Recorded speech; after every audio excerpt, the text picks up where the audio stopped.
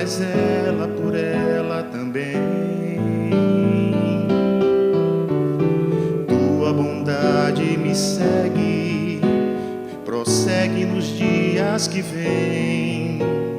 Tua bondade é incessante e constante, pois tu és o sumo bem. A tua bondade em parte está em nós, que sendo a tua imagem ecoa a tua voz. A tua bondade abriu-me o santo caminho do sangue da nova aliança, no pão e no vinho.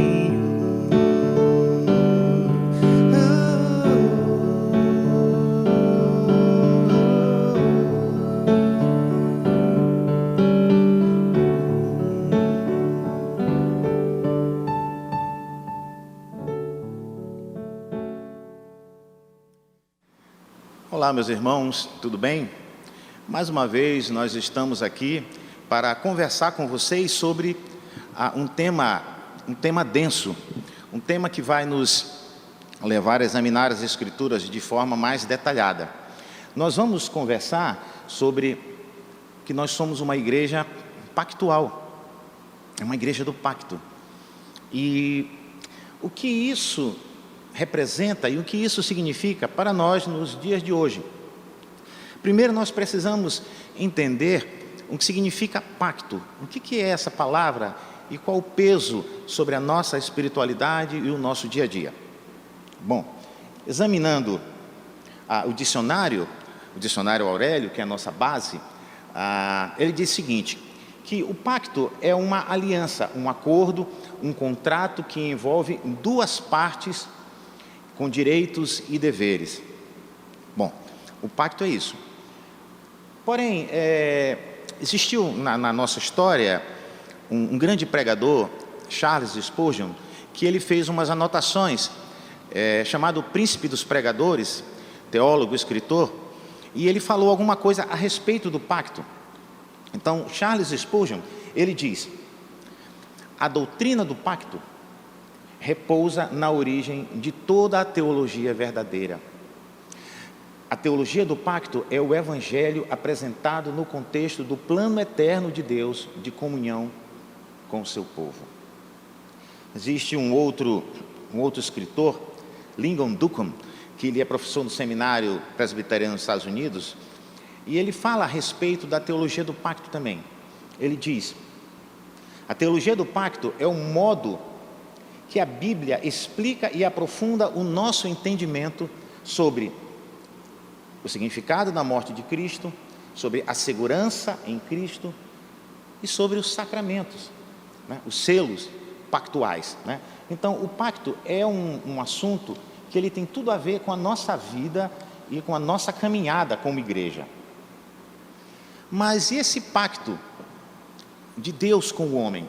Nós sabemos que pela nossa gramática o pacto é um acordo entre duas partes, que tem deveres e obrigações iguais, mas com Deus é um pouco diferente. Teologicamente falando, quando nós estudamos a doutrina do pacto, nós nos deparamos com alguns conceitos muito importantes para o entendimento do nosso relacionamento com o Senhor Deus. O pacto, ele se apresenta como, é uma palavrinha engraçada, monopleúrico e dipleúrico. O que é um pacto monopleúrico? Como é esse pacto e ele se apresenta como monopleúrico?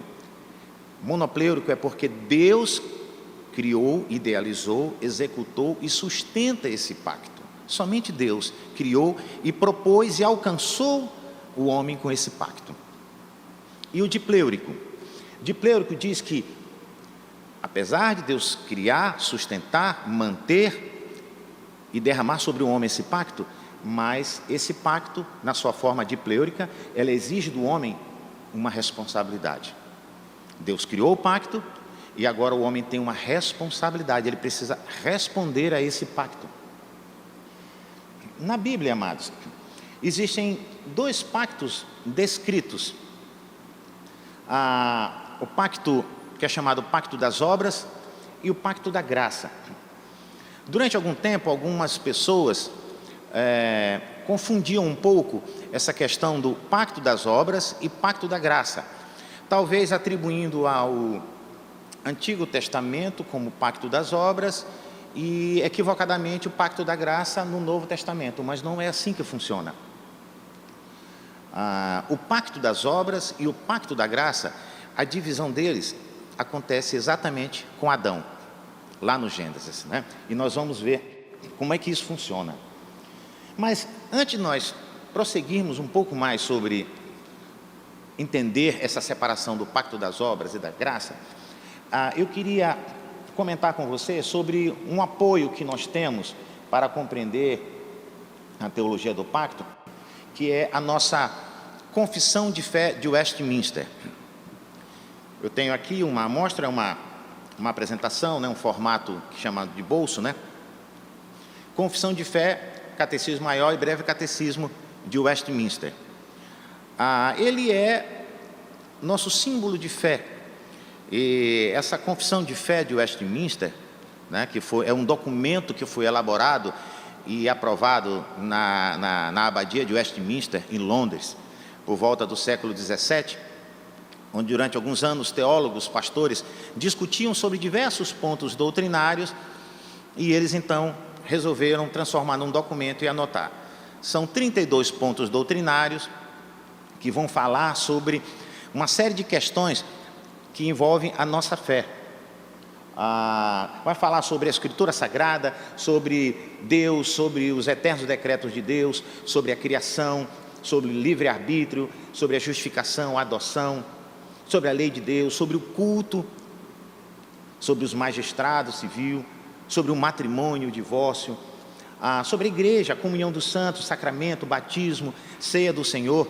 Então, a confissão de fé, na verdade, ela engloba tudo isso aqui. São 33 capítulos que vão discorrer sobre essas questões. Nós, como Igreja Presbiteriana do Brasil, nós subscrevemos a confissão de fé.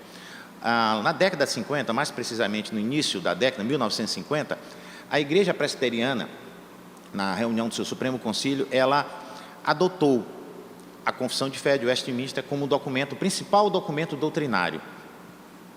Tem 33 capítulos, como eu falei para você, discorre sobre Deus, a Escritura, Jesus Cristo, o homem, sua queda, a igreja, o dia do Senhor. A confissão de fé, ela é muito útil para os dias de hoje, porque ela apresenta todas as passagens bíblicas de forma organizada, ela em cada assunto que ela apresenta para discorrer ao longo dos 33 capítulos. E aí eu queria falar com você sobre o capítulo 7, da Confissão de Fé. O capítulo 7 da Confissão de Fé, ele diz assim, o capítulo 7, o título é O Pacto de Deus com o Homem, que é o que nós estamos estudando agora.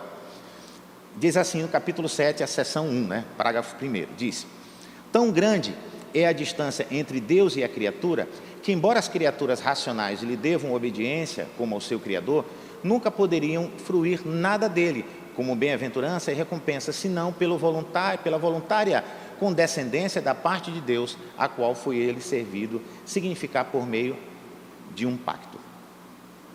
O primeiro pacto foi feito com o homem, no caso Adão, era um pacto de obras. Neste pacto, a vida foi prometida a Adão e nele a sua posteridade sobre a condição perfeita de obediência. Bom, o primeiro pacto era um pacto das obras. Adão precisava cumprir e obedecer para que pudesse ser preservado.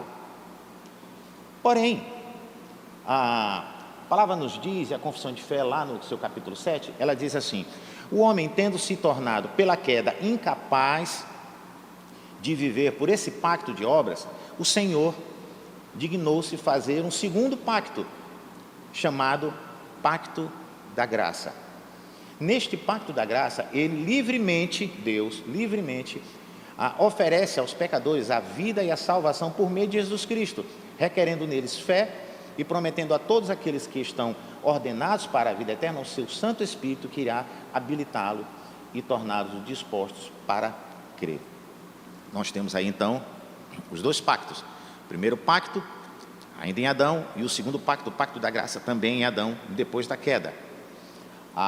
O pacto da graça de Deus com o homem é feito em Cristo. Esse pacto está descrito em toda a Escritura, não somente ali. O pacto de obras, como nós falamos, ele está descrito em Gênesis 2, a partir do verso 27, até o capítulo 3, verso 7. E o pacto da graça, ele está descrito em Gênesis 3, 15, até o Novo Testamento. Então você percebe que na verdade a divisão foi feita ali, na queda, no advento da queda de Adão. Pacto das obras, antes da queda, pacto da graça, depois da queda. Bom, agora, existe algo que nos é curioso, porque nós temos o Antigo Testamento todo falando de leis e de uma série de outros detalhes, e chega então no Novo Testamento, nós ouvimos falar muito da graça, pela graça sois salvos, Paulo escreve aos Filipenses, então às vezes a gente pode confundir um pouco, mas é porque o pacto, esse pacto da graça, ele é apresentado durante toda a Bíblia em duas alianças, como é chamado a antiga aliança, que está descrita lá em Deuteronômio 29, a partir do verso 25, que diz assim, veja só o que diz lá: então se dirá, por que desprezaram a aliança que o Senhor, Deus de seus pais, fez com eles, quando os tirou do Egito, e se foram e serviram a outros deuses e os adoraram, deuses que não conheceram e que ele não lhes havia designado. Isso aí fala sobre a aliança antiga. Aí vem a nova aliança. Jeremias 31, a partir do verso 31, eis que vem dias, diz o Senhor, em que firmarei nova aliança com a casa de Israel e com a casa de Judá, porque esta é a aliança que firmarei com a casa de Israel, depois daqueles dias, diz o Senhor, na mente lhes imprimirei as minhas leis, também no coração inscreverei as minhas leis. Olha só, eu serei o seu Deus e eles serão o meu povo. A palavra nos diz lá em Mateus capítulo 5, verso 17, que Jesus Cristo veio cumprir a lei de Moisés, estabelecer uma nova aliança entre Deus e o seu povo. A antiga aliança, ela foi escrita em pedra, a nova aliança, ela está escrita em nossos corações, mas tudo isso faz parte então do pacto da graça. A passagem diz que entrar na nova aliança só é possível pela fé em Cristo, que derramou o seu sangue para tirar os pecados do mundo. João 1, 29. Lucas 22, 20 relata como Jesus, na última ceia, toma o cálice e diz, nós estamos acostumados a ouvir sempre, um domingo por mês, o pastor falar isso na ministração da Santa Ceia. Este é o cálice da nova aliança do meu sangue, derramado em favor de vós. Nova aliança, mas é o mesmo pacto da graça. Bom, chegamos então agora a perceber aí, como você percebe nessa planilha, sobre a teologia do pacto. Nós temos essa ilustração que nos ajuda de forma clara a compreender. Nós temos a aliança da redenção, né, que é toda a Bíblia, mas nós temos o pacto de obras, como eu mencionei lá em Gênesis 2 e Gênesis 3 até o verso 7, e temos o pacto da graça, que é em Gênesis capítulo 13, verso 15, até o Novo Testamento. Mas nós temos a antiga aliança, que vai até Mateus 27, 50, e a partir daí, a eternidade, a nova aliança. A marca da teologia reformada sobre o pacto e a antiga aliança e a nova aliança, ela repousa em alguns personagens bíblicos. Nós temos Adão, nós temos Noé, nós temos Abraão, nós temos Moisés, temos Davi, né? Todos esses personagens foram alvos da confirmação da aliança com Deus. A aliança adâmica, a aliança noética, a aliança abraâmica, como é chamada, né? A aliança com Moisés e a aliança com Davi. Mas todos eles tinham uma base que apoiava essa aliança, que é Cristo, o centro e a base do pacto da graça. Então, nós como igreja pactual que nós somos, reformada, nós precisamos entender que o nosso pacto é o pacto da graça que nos alcançou, porque o pacto das obras, que foi em Adão, já não existe mais. Pela graça sois salvos, vou repetir. Então a graça nos alcançou em Cristo.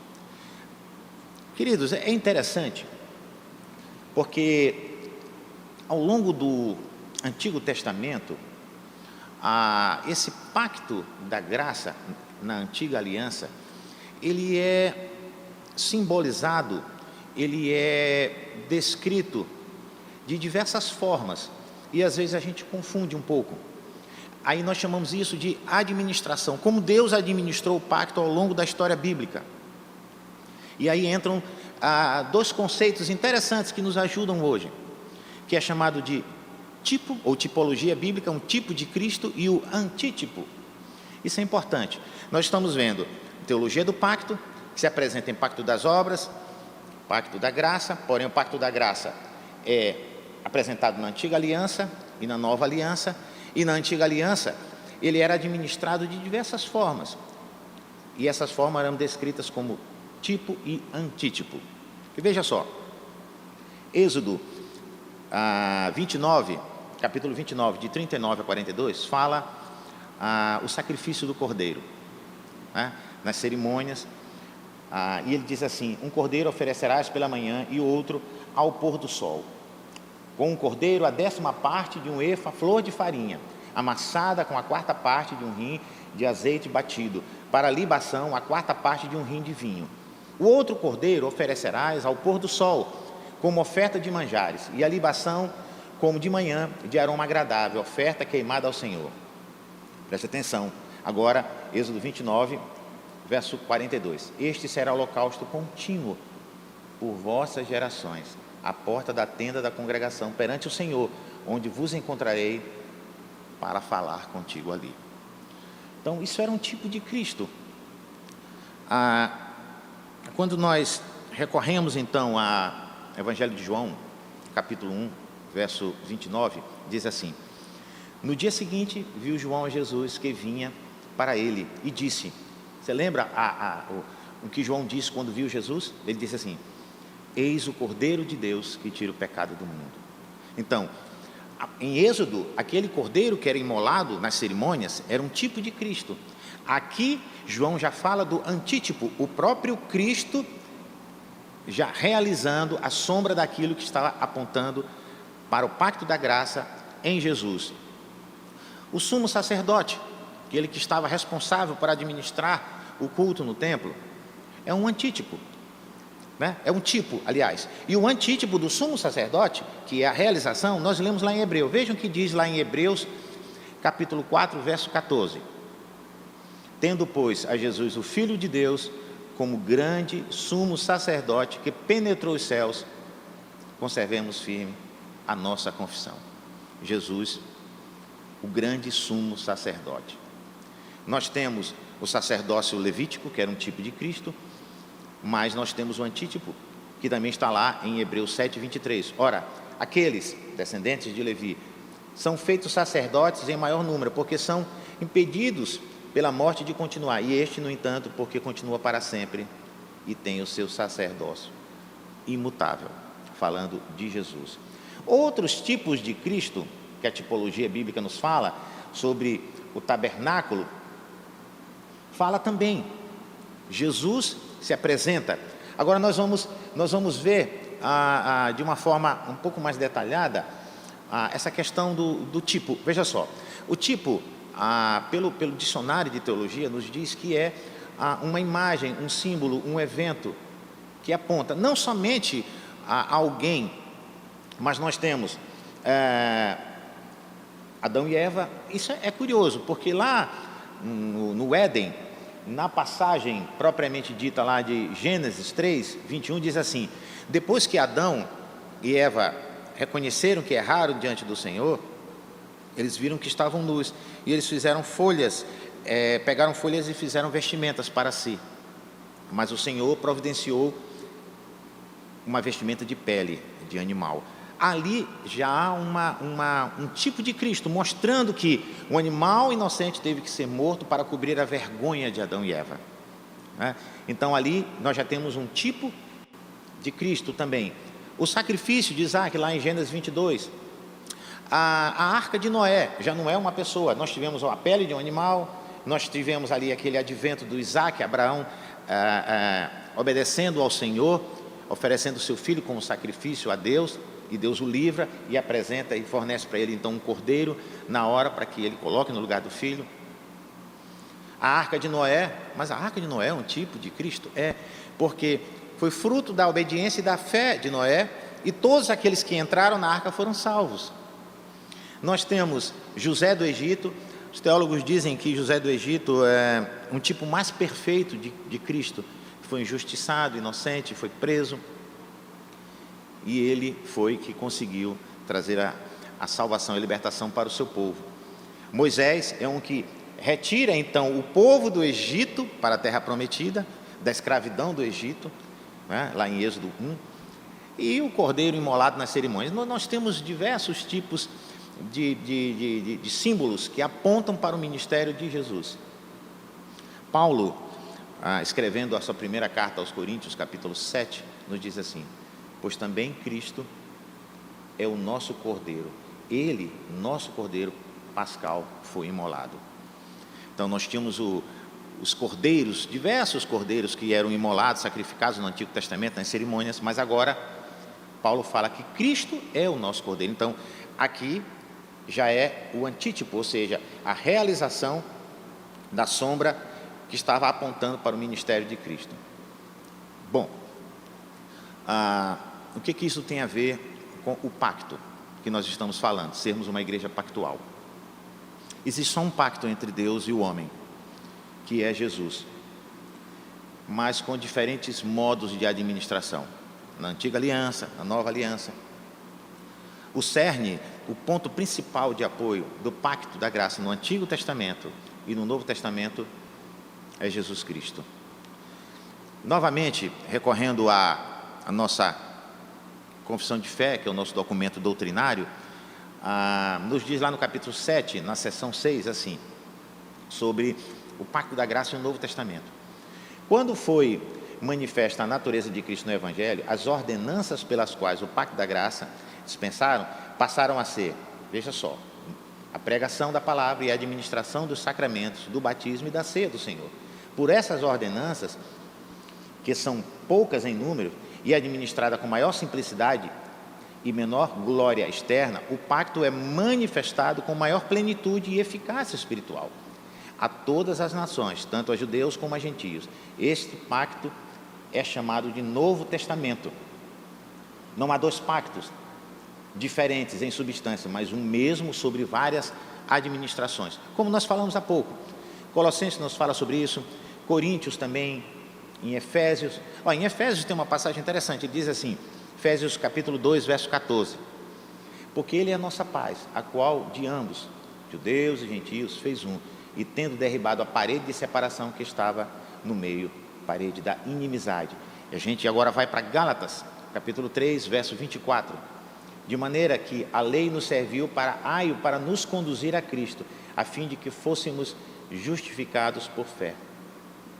É interessante, amados, em Gálatas 3, 24, que ele usa essa palavrinha, olha só, de maneira que a lei nos serviu de aio para nos conduzir a Cristo. Aio era como uma vara com pontiaguda que eles usavam para impulsionar e tocar os animais para um determinado local. Eles tocavam e os animais iam correndo por aquele caminho que eles desejavam, como se fosse uma vara pontiaguda. Então aqui ele diz que a lei nos conduziu a Cristo. A lei nos serviu de aio para nos conduzir a Cristo, a fim de que fôssemos justificados por fé. O pacto administrado de formas diferentes no Velho Testamento é o resumo em suas configurações essenciais. Portanto, nós temos um pacto, que é o pacto da graça com Cristo, o pacto das obras, não temos como exercitar. Mas esse pacto, esse novo pacto, o pacto da graça, ele é apresentado na antiga e na nova aliança. Nós lembramos que a queda de Adão incapacitou todos os homens para realizar o que quer que seja por sua vontade. O pacto da graça é firmado em Jesus Cristo, determinado por Deus na eternidade e realizado no tempo presente pelo milagre da encarnação. A gente caminha mais um pouco, ainda falando sobre o nosso documento confessional, que é a Confissão de Fé de Westminster, que ela nos ajuda a entender muitas questões, e principalmente essa agora, sobre a questão do pacto. Lá no capítulo 7, a seção 5, diz assim: este pacto, olha só, no tempo da lei, não foi administrado com o tempo do Evangelho, nós falamos isso há pouco. Sobre a lei foi administrado por promessas, profecias, sacrifícios, pela circuncisão, pelo cordeiro pascal e por outros tipos e ordenanças dadas ao povo judeu. Todas essas coisas prefigurando Cristo que havia de vir. Por aquele tempo, essas coisas, pela operação do Espírito Santo, foram suficientes e eficazes para instruir, edificar os eleitos da fé, do Messias prometido, por quem tinham plena remissão dos pecados e a vida eterna. Esse formato, modelo, chama-se então, que nós vimos, Velho Testamento, né? E aí nós temos a passagem, bem conhecida, lá de Hebreus, capítulo 1, diz assim: havendo Deus outrora falado pelos pais, de muitas maneiras, pelos pais, pelos profetas, nesses últimos dias nos falou pelo Filho, o qual constituiu herdeiro de todas as coisas, pela qual também fez o universo. A união, a unicidade do pacto, ela é feita em Cristo. No Antigo Testamento, ela é revelada crescentemente ao longo da história. Nós temos a promessa que foi feita a Adão e Eva, como nós mencionamos aqui, né? Ele diz lá em Gênesis capítulo 3, verso 15, ele diz algo interessante: porém inimizade entre ti e a mulher, entre tua descendência e o seu descendente, este te ferirá a cabeça e tu lhe ferirás o calcanhar. Jó também fala sobre essa questão, a promessa em Abraão, a promessa a Isaac, a promessa a Moisés, a promessa a Davi. Então nós temos diversas passagens que falam sobre este pacto e como isso se desenrolou ao longo da história. E aos diversos profetas, né, Isaías e Miqueias. Isaías lá no capítulo 7, verso 14, diz assim: portanto, o Senhor mesmo vos dará um sinal, eis que a virgem conceberá e dará à luz a um filho e lhe chamará Emanuel. Isaías, muitos anos antes de Mateus escrever o Evangelho, de Jesus nascer, Isaías já falava sobre a vinda do Messias. Meus queridos, nós entendemos aqui, nós estamos apenas fazendo uma abordagem panorâmica sobre a teologia do pacto. O pacto das obras, lá em Adão, pacto da graça, que parte também de Adão, certo? E nos alcança hoje. Mas entendemos que toda a palavra de Deus, todo o Antigo Testamento, ele apresentava esse pacto prefigurando Cristo, no sacrifício, no tabernáculo, ali dentro da Arca da Aliança. Até, para você ter uma ideia, até no incenso que era colocado na celebração do culto pelo sacerdote, como é que ele fazia aquele incenso? Ele tinha que pegar as ervas aromáticas e tinha que moer bastante, até se transformar um pó para fazer um perfume. E Jesus Cristo se apresentou a Deus como um perfume agradável, né? Jesus Cristo foi moído. Então, nós observamos que durante todo o Antigo Testamento, Jesus Cristo está mencionado ali em todos os livros do Antigo Testamento. Está presente de uma forma ou de outra. Então, entendemos que nós, como igreja reformada, igreja presbiteriana, nós somos bipactuais, mas o pacto que nos alcança é o pacto da graça. Esse nos alcança. E o pacto da graça, ele requer de nós obediência e fé. Não tem como escapar. O pacto das obras em Adão, que já foi desfeito, ele exigia obediência. Mas, a partir de Gênesis 3, o pacto da graça foi criado, derramado nas nossas vidas por Deus, e agora nós fomos alcançados pela graciosa bondade de Deus, pelo pacto da graça, o qual nós temos acesso à sua presença por meio de Jesus, que é a base do pacto da graça. Entendemos isso? Estamos ok?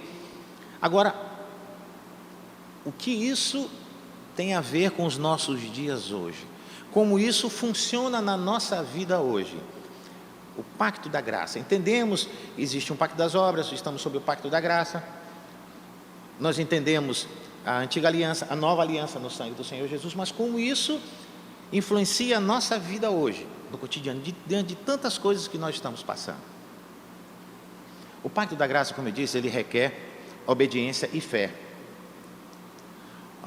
Em Êxodo, capítulo 5, verso 1, o próprio Senhor Jesus, ele pede a Moisés que vá ao faraó do Egito, e diz assim: deixa sair meu povo, para que vá a caminho de 3 dias pelo deserto, para me celebrar uma festa. Em outras palavras, libera o meu povo para que ele venha cultuar a mim. É isso que Deus estava dizendo. Já ali, o 4º mandamento, que é descrito os 10 mandamentos em Êxodo 20, o 4º mandamento já estava sendo esboçado. A libertação que foi colocada na vida do povo de Deus não foi simplesmente para eles dizerem: nós somos livres agora, que beleza. Não, eles foram libertos da escravidão do Egito para adorar a Deus, para estar mais próximo do Senhor. O pacto da graça faz isso nas nossas vidas, nos libertando do jugo do pecado, para que nós pudéssemos adorar a Deus com liberdade em nome de Jesus. O dia do Senhor, meus queridos, quando nós nos dirigimos à igreja para celebrar o nome do Senhor, para cultuar a Deus no dia do Senhor, o sabá, que significa descanso, e não exatamente o sábado, domingo, segunda, terça, quarta, quinta, sexta, sábado, não, mas o sabá, o descanso. Esse dia, quando nós nos dirigimos à igreja, nos reunimos em comunhão, cantamos, louvamos e adoramos a Deus, nós estamos reafirmando o pacto com Deus, a nossa responsabilidade, que eu falei no início, o dipleurico, que é o monopleurico. Deus cria o pacto, Ele nos dá todas as condições para nós mantermos esse pacto, Ele nos sustenta, mas o dipleurico fala que temos a nossa responsabilidade. Então, quando nós nos caminhamos à presença do Senhor, na comunhão dos santos, no domingo, nós estamos reafirmando o pacto com o Senhor. O culto ao Senhor, lá em Êxodo 20, o nosso culto reformado é um culto pactual. Ele é um traço do pacto que nós temos com Deus, Deus tem conosco. O batismo, a ceia, a proclamação da palavra, a comunhão, todos esses detalhes montam, fecham e constroem o pacto que nós temos com Deus, que na verdade foi Deus que colocou esse pacto na nossa vida, por sua infinita bondade, e agora nós temos que responder esse pacto. Bom, sabemos agora que somos teologicamente pactuais, e como esse pacto acontece na nossa vida como servos de Deus, como igreja nos dias de hoje. Nosso culto é um culto pactual, vir para a igreja no domingo é a celebração desse pacto, nós temos essa responsabilidade. E como é que nós podemos aplicar o entendimento do pacto da graça na nossa vida? Primeiro, nós temos que ter consciência da ação de Deus nas nossas vidas. Efésios 2, 8 e 9 diz assim: pela graça sois salvos, e isso não vem de vós, é dom de Deus. Precisamos entender que nós fomos alcançados por esse pacto pela infinita bondade de Deus, pela graciosa bondade de Deus, pela misericórdia de Deus, é que Ele simplesmente olhou para nós e nos acolheu na eternidade. O pacto, ele nos traz esse entendimento. Quando entendemos que o pacto foi criado por Deus, de forma bondosa por Deus, e nós somos alcançados, nós temos que ter esse entendimento e a consciência da ação de Deus nas nossas vidas. Esse é o primeiro ponto. Consciência da ação de Deus nas nossas vidas, porque pela graça nós somos alcançados por esse pacto. É um dom gratuito de Deus. Mas não somente isso. Primeiro, temos que ter consciência dessa bondade de Deus. Segundo, nós temos que ter consciência da nossa reação. Bem aí é que a coisa começa a ficar um pouco mais complicada. Porque enquanto nós temos a consciência da bondade de Deus, isso é bom. Até o ímpio, quando ele olha o mar, ele olha o pôr do sol, ele diz: rapaz, como Deus é bom. Existe um Deus, Criador de todas as coisas. Os céus proclamam a glória de Deus e o firmamento anuncia as obras da sua mão, Salmo 19 já diz isso. Até o ímpio, ele percebe isso. Então, nós precisamos ter consciência da bondade de Deus na nossa vida, que nos alcançou com esse pacto. Mas, não somente isso, precisamos ter consciência da nossa reação. Esse dom gratuito da graça de Deus requer responsabilidade nossa e respostas. Quer ver? Abra sua Bíblia em Efésios, capítulo 4, verso 1. Rogo-vos, pois, eu conclamo a vocês, eu imploro a vocês, eu chamo a atenção de vocês, por favor, me escutem, eu rogo a vocês, andem de modo digno da vocação que foram chamados. Em outras palavras, se comportem de forma digna com esse pacto que alcançou a vida de vocês, pacto da graça em Jesus. Em Efésios ainda, Paulo escrevendo a carta dele aos Efésios, capítulo 5, verso 14, diz assim: pelo que diz, desperta, ó tu que dormes, levanta-te entre os mortos e Cristo te iluminará. O escritor, o teólogo Hendrickstein, ele faz um paralelo desta passagem, com Isaías 60, verso 1. E ele fala que essa passagem, Paulo, ele está trazendo um alerta para o encorajamento, uma atitude e responsabilidade de todos nós. Desperta, acorda, Cristo te iluminará, te move, você tem uma responsabilidade diante de Deus que te alcançou com essa graça. Na década de 40, 1945 por aí, nós tivemos no mundo todo um grande evento triste, né, que foi a Segunda Guerra Mundial. E nessa época estava preso no campo de concentração um pastor reformado, Dietrich Bonhoeffer. E ele escreveu alguns livros quando ele estava lá preso. Dietrich Bonhoeffer, ele fala sobre essa questão da responsabilidade. Ele diz assim, Dietrich Bonhoeffer: a ação não surge exclusivamente do pensamento, mas de uma disposição para assumir a responsabilidade. Temos que ter essa disposição para assumir uma responsabilidade. Nós podemos dizer, olha só, podemos dizer que o nosso amor a Deus é expresso em nossa obediência, que nos leva à santificação. Era assim que o leitor do Antigo Testamento entendia essa questão.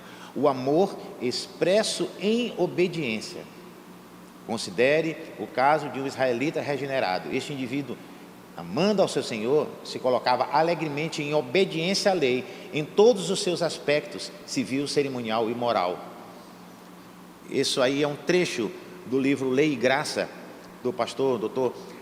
Mauro Master, pela editora Cultura Cristã, que fala exatamente disso, sobre essa responsabilidade da obediência que demonstra o nosso amor para com Deus. O compromisso é o resultado de entender o pacto na dimensão humana, como tomar para si responsabilidades que estão diretamente ligadas ao agir do homem como reflexo da ação de Deus. Deus age no homem e o homem reage. Esta reação do homem, tida como compromisso, encontra suporte lá em Filipenses capítulo 2, verso 13, também uma passagem conhecida. Porque Deus é que efetua em nós tanto querer como realizar. D.A. Carson diz que, ele comenta sobre esse texto dizendo, é que Deus não nos trata como robôs, mas Ele nos dá a energia, como Ele diz, realizar, ali a palavra energizar, Ele nos dá a disposição, Ele nos energiza, Ele nos sacode, Ele nos anima a cumprir a sua vontade. Então, nós temos aqui nossa aplicação sobre o pacto da graça na nossa vida. Primeiro, compreender e ter consciência da bondade de Deus que nos alcançou pelo pacto da graça. Segundo, ter consciência que esse dom gratuito de Deus requer responsabilidade nossa diante de Deus. E tem uma terceira aplicação sobre essa questão, o estudo do pacto panorâmico que nós estamos fazendo. Essa responsabilidade, resposta, ela sustenta o amor que dedicamos a Deus.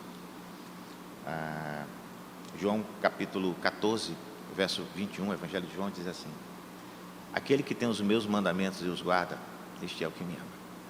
Eu vou fazer o contrário. Quem é que me ama? Como é que eu posso entender e dar a resposta para isso? Aquele que ama a Deus é aquele que guarda os seus mandamentos. Eu não posso dizer, eu amo a ti, Senhor, mas eu não guardo os mandamentos. João capítulo 14, 21. Aquele que tem os meus mandamentos e os guarda, esse é o que me ama. E aquele que me ama será amado por meu Pai, e eu também o amarei e me manifestarei a ele. Responsabilidade de obedecer para demonstrar o amor. E aí eu volto a uma frase que eu gosto muito também desse pastor que eu falei que estava no campo de concentração, Dietrich Bonhoeffer. Ele diz assim, ele escrevendo a um casal de jovens, ele diz: não é o amor que sustenta o pacto ou a aliança, mas é a aliança, ou seja, o pacto que sustenta o amor. Nós precisamos preservar este pacto, precisamos reagir. Deus de forma nenhuma vai nos deixar jogados ao largo, ao caminho, ao ponto de fraquejarmos e abandonarmos esse pacto. Ele nos sustenta, e Ele vai usar as formas didáticas que lhe aprouver para que nós possamos despertar e abraçar e ter a consciência da sua ação gratuita na nossa vida, ter uma consciência da nossa reação, ter uma consciência do compromisso que precisamos. Meus queridos, eu queria deixar com vocês a passagem de Efésios capítulo 5, eu deixei separado aqui, e Efésios capítulo 6. Como é que isso acontece na prática da nossa vida diariamente? Efésios 5 diz assim, alguns versos: sede, pois, imitadores de Deus como filhos amados, e andai em amor, como também Cristo nos amou, se entregou a si mesmo por nós, como oferta e sacrifício a Deus em aroma suave.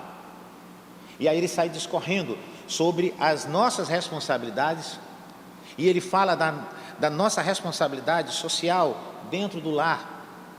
Em Efésios 6 ele diz assim: filhos, obedecei a vossos pais, pois isso é justo. Honra teu pai e tua mãe, que é o primeiro mandamento com promessa, para que te vá bem e sejas de longa vida sobre a terra. Só isso não diz: vós, pais, não provoquei os vossos filhos a ira, mas criai-vos na disciplina e admoestação do Senhor. Quanto a vós outros, servos, obedecei a vosso Senhor segundo a carne, com temor e tremor, na sinceridade do vosso coração como a Cristo, não servindo à vista como para agradar a homens, mas como servos de Cristo, fazendo de coração a vontade de Deus, servindo de boa vontade como ao Senhor e não somente como a homens, certo? Que cada um, se fizer alguma coisa, receberá isso outra vez do Senhor, quer seja servo, quer seja livre. E aí ele fala dos líderes, dos senhores, dos patrões. E vós, senhores, de igual modo procedei para com eles, deixando as ameaças, sabendo que o Senhor, tanto deles como vosso, está no céu, para que com ele não há acepção de pessoas. Sede fortalecidos no Senhor, na força do seu poder. Amados, eu sugiro a você que dê uma examinada no capítulo 5 e capítulo 6 de Efésios. Você vai ver que, num esforço de entender e praticar, desenvolver a responsabilidade, o compromisso de exercer tudo que está descrito ali, você vai estar assinalando, você vai estar mostrando para você mesmo, para a sociedade, para Deus, que conhece todas as coisas, que você entende com seriedade o que é o pacto da graça, e que esse pacto da graça te alcançou, e agora você tem responsabilidades, e você tem um compromisso, e através desse compromisso de obedecer os mandamentos e as orientações do Senhor, como diz lá no Evangelho de João, é que você vai demonstrar o amor por Deus. Você ama a Deus? Sinceramente? Você entende o pacto da graça, do qual você foi alcançado? Se você ama a Deus e entende, então você vai obedecer. Por mais que no momento você não entenda, você vai obedecer. Obedeça, mesmo que você não compreenda. Deus vai te abençoar. Deus é um Deus gracioso. Ele vai te animar, Ele vai te levantar. Você vai estar demonstrando a Deus o teu amor, o teu esforço por se empenhar em responder a esse pacto que foi colocado na tua vida, que Deus tem te sustentado. Ele não vai deixar faltar nada. Deus é um Deus bom.